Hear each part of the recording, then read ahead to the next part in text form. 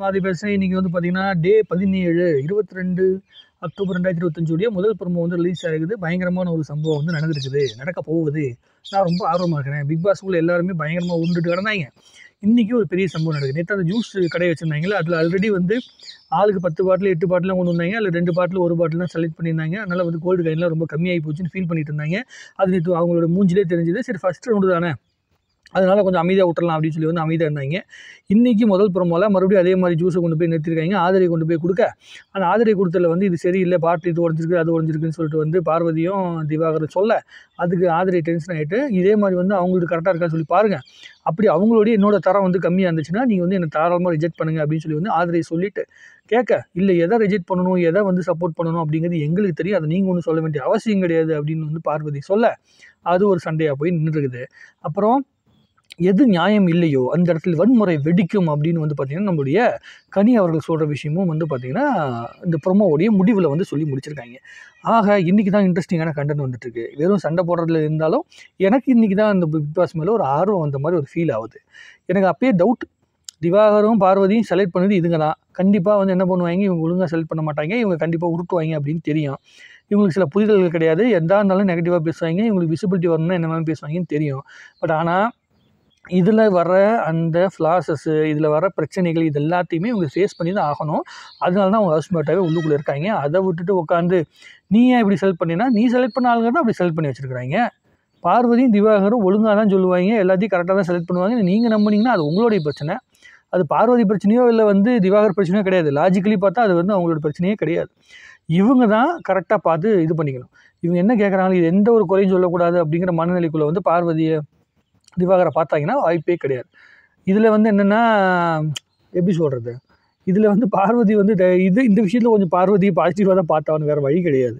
அவங்க பண்ணதே தப்பாக இருந்தால் கூட குறை கண்டுபிடிக்கிறது தான் வேலையை நம்ம விற்கும்போது கண்டிப்பாக பண்ண தான் செய்வாங்க. உடனே ஈஸியாக அந்த 10 காயின் தூக்கி கொடுத்துட்டா மட்டும் சரியாக போயிடுமா? இல்லை வந்து கனி அங்கே உட்காந்துருந்தாலோ, இல்லை சபரி உட்காந்துருந்தாலோ, இல்லை எஃப்ஜே வந்து அந்த குறை கண்டுபிடிக்கிற இடத்துல உட்காந்துருந்தாலோ கண்டிப்பாக வந்து நிறைய இது செலக்ட் பண்ணியிருப்பாங்க. அவங்க பாட்டு குத்து மதிப்பாக செலக்ட் பண்ணி எல்லாத்துக்கும் 10 காயின் கிடைக்கிற மாதிரி பண்ணியிருப்பாங்க. அப்படி 10 காயின் உடனே கிடைக்கிற மாதிரி இருந்துட்டு ஈஸியாக நாமினேஷன் ஃப்ரீ பாஸ் கிடச்சிட்டா, அப்புறம் யாரோ ஒருத்தவங்க சேவ் பண்ணுறது ரொம்ப ஈஸியாக கிடச்சிட்டா அப்புறம் அதுக்கு என்ன வேல்யூ இருக்குது? அப்போது கிடைக்கட்டும், மெனக்கெடுங்க, இது மாதிரி சண்டை போடுங்க. அப்போ தான் நம்ம கொஞ்சம் இன்ட்ரெஸ்டிங்காக பிக் பாஸை பார்க்க முடியும். சும்மா உட்காந்துட்டு திங்கமாக தூங்கவும் இருந்துட்டு எனக்கு குண்டா கழுவு தெரியாது, எனக்கு கூட்டத்தட்டில் எனக்கு வந்து அதை எடுக்க தெரியல இதை எடுக்க தெரியலன்னு சொல்லி சண்டை போட்டிருந்தா சரியாக போயிடுமா?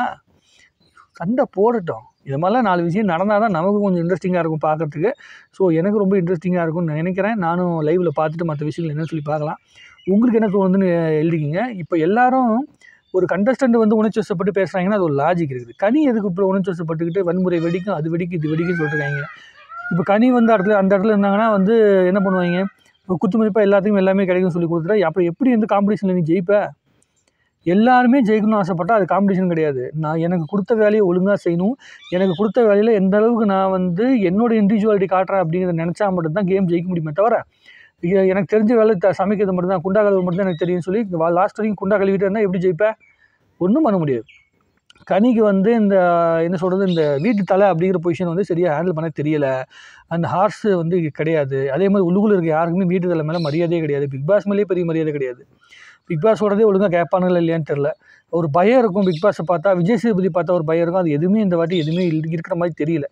ஆளாளுக்கு தறிக்கட்டு சுற்றிட்டு கிடக்குறாங்க. அந்த தறிக்கட்டு சுற்றுற குரூப்புக்குள்ளே இருக்கிற ஆட்களுக்குள்ளே வருகின்ற சண்டை தான். அது எஃப்ஜேலாம் அந்த என்ன சொல்கிறது, டேபிள்லாம் தட்டி விட்ருக்கான்.